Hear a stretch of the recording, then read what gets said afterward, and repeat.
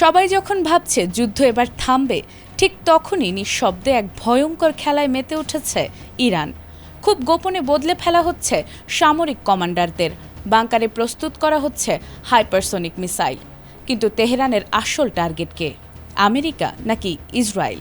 তবে টার্গেট যাই হোক, প্রশ্ন হলো ইরান তাহলে কিসের প্রস্তুতি নিচ্ছে? গল্পটা যেন আবারও ফিরে যাচ্ছে যুদ্ধের দিকেই। প্রায় ৬ মাস লোকচক্ষুর আড়ালে থাকার পর হঠাৎ দৃশ্যপটে হাজির ইরানের সর্বোচ্চ নেতা আয়াতুল্লাহ মুজতবা খামেনি। আর তার একটি সিদ্ধান্তেই ওলটপালট হয়ে গেছে দেশটির পুরো নিরাপত্তা ব্যবস্থা। রাতারাতি সরিয়ে দেয়া হচ্ছে পুরনোদের, আর গুরুত্বপূর্ণ পদগুলোয় বসানো হচ্ছে কট্টরপন্থী ও যুদ্ধের ময়দান কাঁপানো তুখোড় সামরিক কর্মকর্তাদের। সোমবার দ্য নিউ ইয়র্ক টাইমসের প্রতিবেদনে এসব তথ্য তুলে ধরা হয়। সবচেয়ে আলোচিত নামটি হল মোহসেন রেজাই।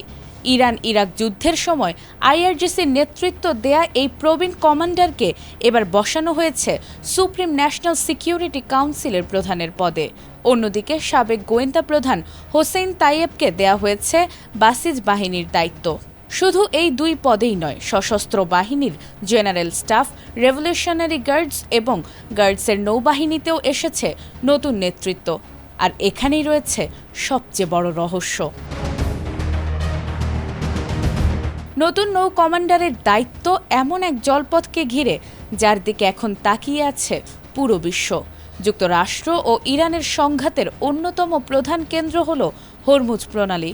তবে পরিস্থিতি কিছুটা শান্ত হলেও এখানে সমঝোতার কোনো স্পষ্ট লক্ষণ নেই।